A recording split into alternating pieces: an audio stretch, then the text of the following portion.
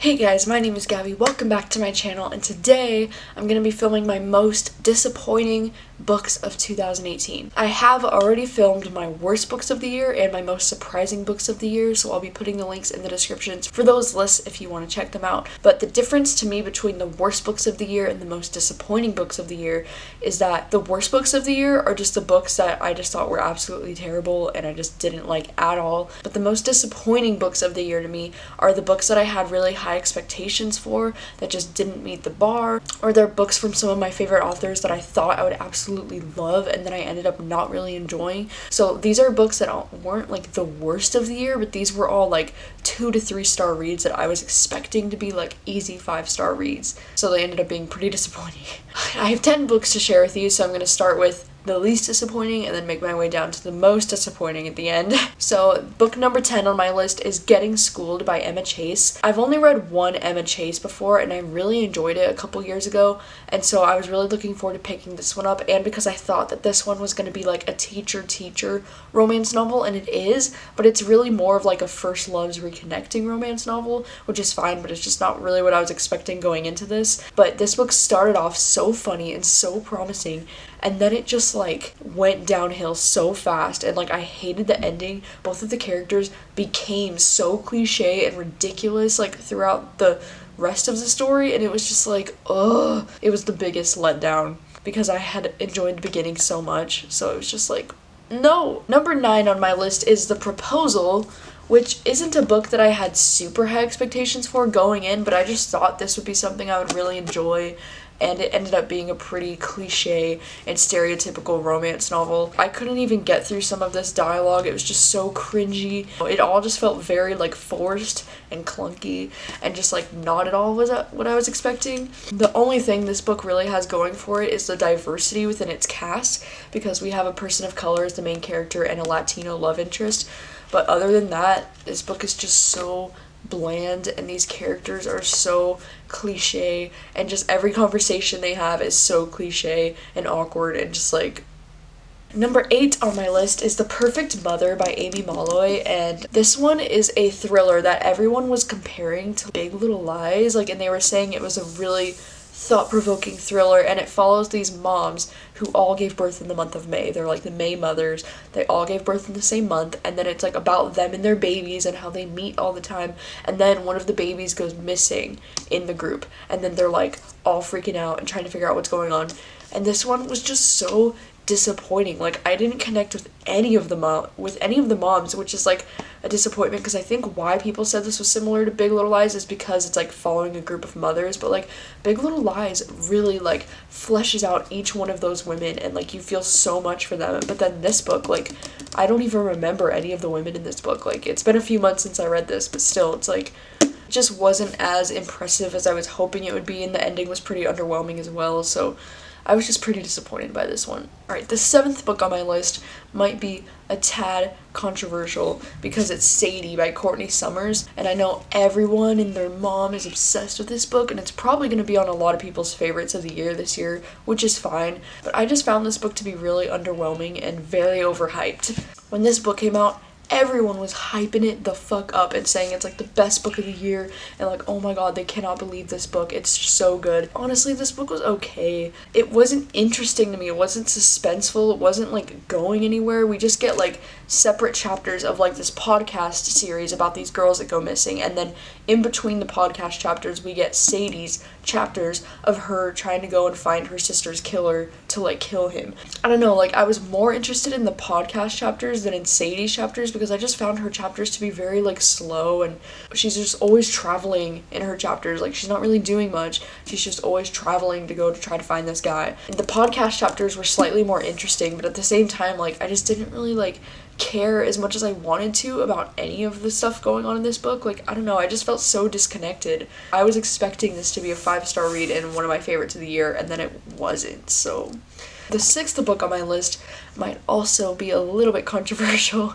because it's What If It's Us by Becky Albertalli and Adam Silvera. One of my most anticipated books this year. Like, I was really excited for this collab. I thought for sure that I was gonna love this book, and This book ended up being so disappointing. Like, this is a young adult romance between these two boys who meet in New York, and they meet for like a second in a post office, and then they like lose touch, and they're trying to find each other in New York, which I thought was super cute, and it was like the best part of the book.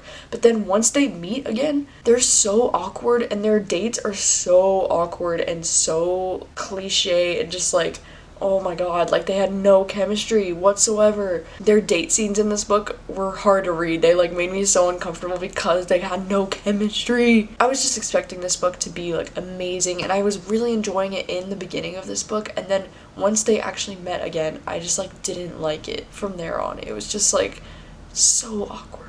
Alright, the 5th book on my list is Cross Her Heart by Sarah Pinborough, and I think this is so high up on my list because Sarah Pinborough wrote one of my favorite books of all time, Behind Her Eyes, and so I was like eagerly awaiting this book. I was like so hyped for it, and I thought it was going to be freaking amazing, and this one was definitely a miss when it comes to thrillers. Like, it was just so boring. First of all, it was very boring, very hard to get into. It took me a long time to be able to get into this. By the time you finally get into it and you're like, the story's finally picking up, the freaking plot twist is so incredibly lame at the end. Like, it's so ridiculous, not even possible ridiculous. I was really looking forward to this book, and I ended up being massively disappointed by it. The 4th book on my list is They Both Die at the End by Adam Silvera. Clearly, I just need to stop reading Adam Silvera books because they're not for me.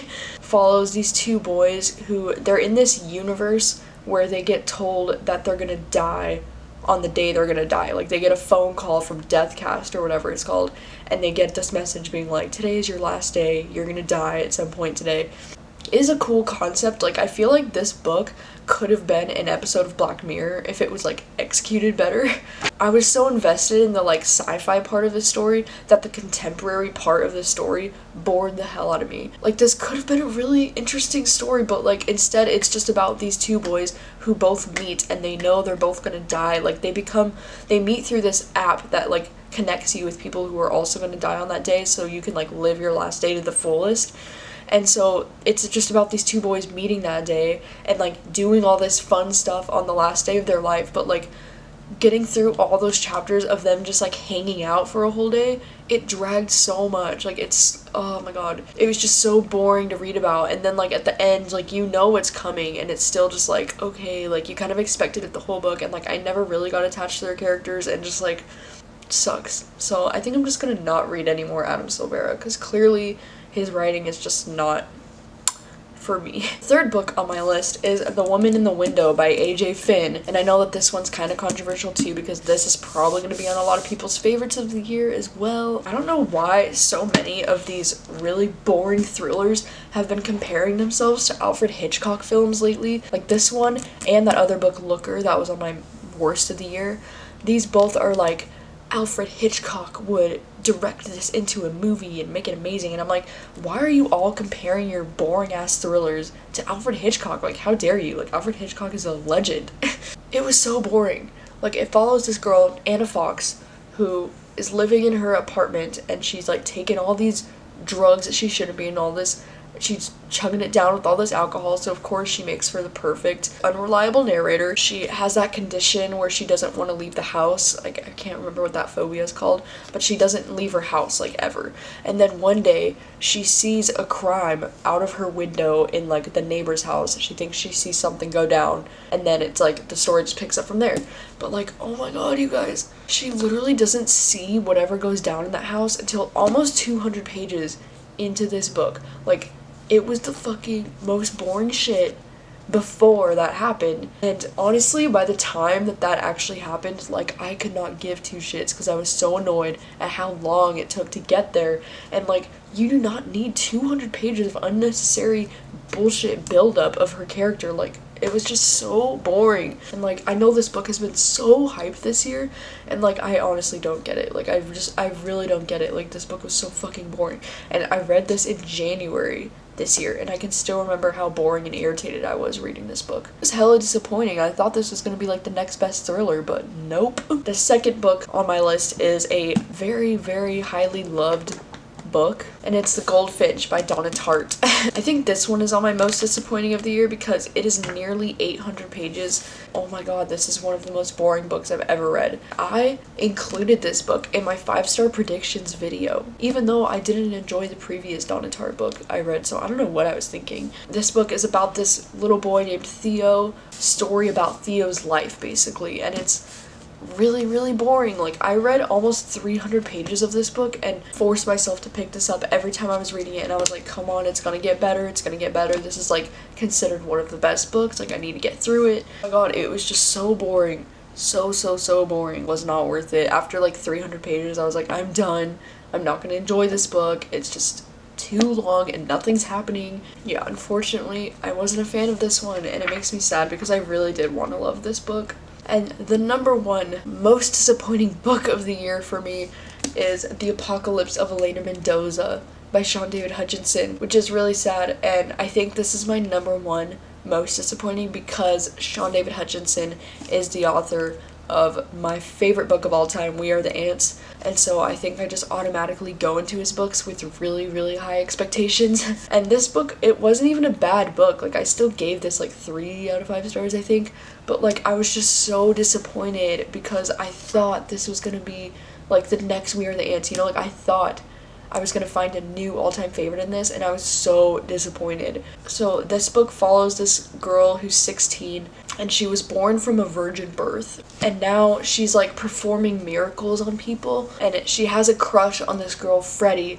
and then she like saves her in a Starbucks parking lot. Like, this kid goes up and shoots her, and then Elena goes up and saves her in the parking lot. Like, she's like performing miracles on people and she doesn't know how she's doing it or what's going on with her, and then she becomes this like sensation in her town because they're like, oh my god, she's the girl that performs miracles, and everybody's reaching out to her to perform miracles on them. I didn't realize until I was editing this right now a couple of hours later that my camera cut off everything that I said about my number one most disappointing book. Basically, like, the reason why I think I was so disappointed with Elena Mendoza is because the book is so similar to We Are the Ants, and like not in a good way. Like, I just feel like his past few books, like his other book At the Edge of the Universe, is also very similar to We Are the Ants. Like, it has this trope of like a teenager having the whole fate of the world resting on their shoulders, and like I really felt that too in Elena Mendoza, and I just feel like that trope in his books is so overused and it hasn't been done well since We Are the Ants. Elena's love interest Freddie is such a bitch, like the whole book, like throughout 95% of the book, Freddie just treats Elena like shit, and I just don't understand why we're supposed to ship them, or why Elena is like cool with her, or why she even still likes her. But I feel like the majority of this book is Elena trying to figure out if she should use this healing power and what it is, and then bitching to her friends about how Freddie's always so mean to her, but then like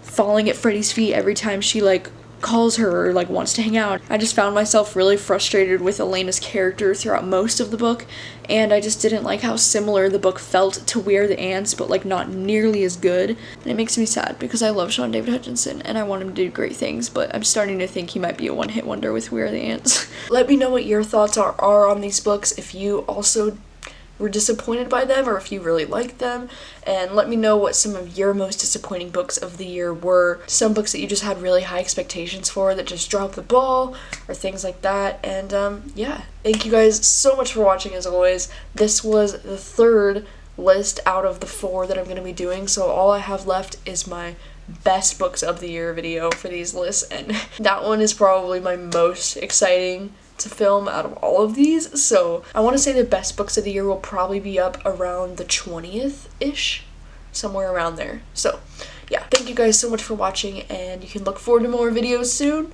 and I will see you guys next time.